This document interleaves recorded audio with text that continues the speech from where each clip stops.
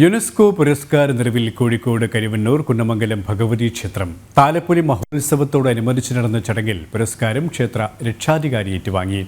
ക്ഷേത്രത്തിലെ കർണികാര മണ്ഡപത്തെ തേടിയാണ് പുരസ്കാരമെത്തിയത്.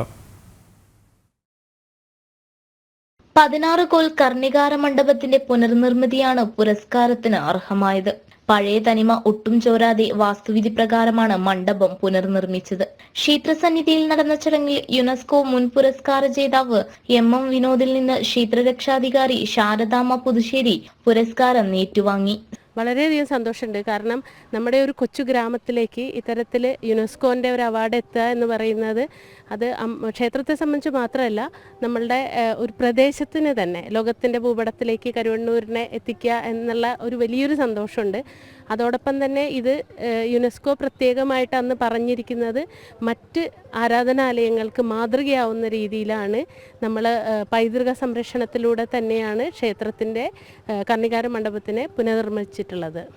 അപ്പം അതിൽ നമ്മളോടൊപ്പം ഒരു കൂട്ടം ആളുകളുടെ കഠിന പ്രയത്നം ഉണ്ടായിരുന്നു. പഴയ മണ്ഡപത്തിന്റെ തനിമ നിലനിർത്തി പുതുമയും ഉൾക്കൊള്ളിച്ച് വാസ്തുവിധി പ്രകാരമാണ് മണ്ഡപത്തിന്റെ നിർമ്മാണം. ഗുരുവായൂർ ക്ഷേത്രത്തിലെ കൂത്തമ്പലത്തിനും തൃശൂർ വടക്കുന്നാഥ ക്ഷേത്രത്തിനും പിന്നാലെയാണ് കരുവന്നൂർ കുന്നമംഗലം ഭഗവതി ക്ഷേത്രവും യുനെസ്കോ പുരസ്കാര നിറവിൽ എത്തിയിരിക്കുന്നത്.